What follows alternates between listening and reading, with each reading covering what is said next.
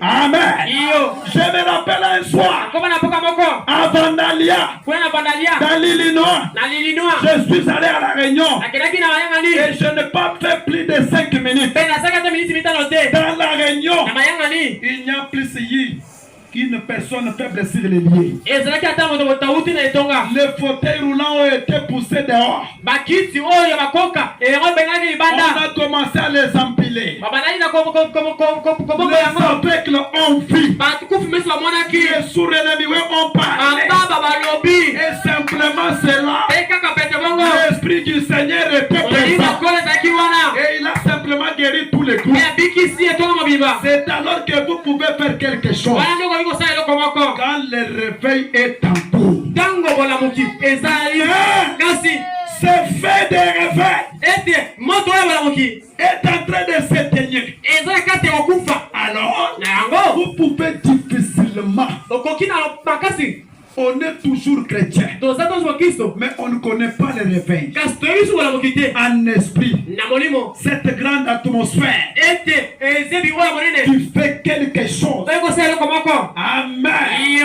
Nous devons créer l'atmosphère qui va faire quelque chose. Le message de Frère Branham, c'est le réveil du Saint-Esprit. Quand ce réveil est là, les gens qui sont malades vont recevoir la guérison. Les miouets peuvent parler. Amen.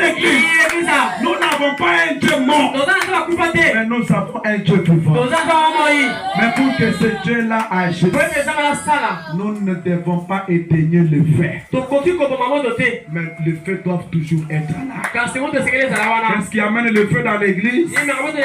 C'est le calvaire. Quand vous vous souvenez du calvaire, vous êtes dans la prière.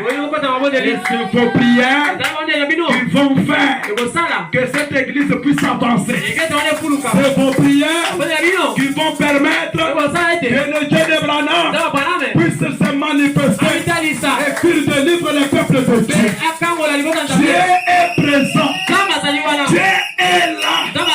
Mais c'est à nous de savoir la dimension où nous pouvons les toucher. Le voile est déjà déchiré. Le combat est déjà terminé. Qu'est-ce que vous avez besoin? Mettez-vous dans la prière. Entrez dans la prière. Il n'y a pas une grande puissance dans ce message. Ce n'est que la prière. L'arme que Dieu nous a donnée, c'est la prière. Est-ce que nous sommes ensemble ce matin? Sans la prière,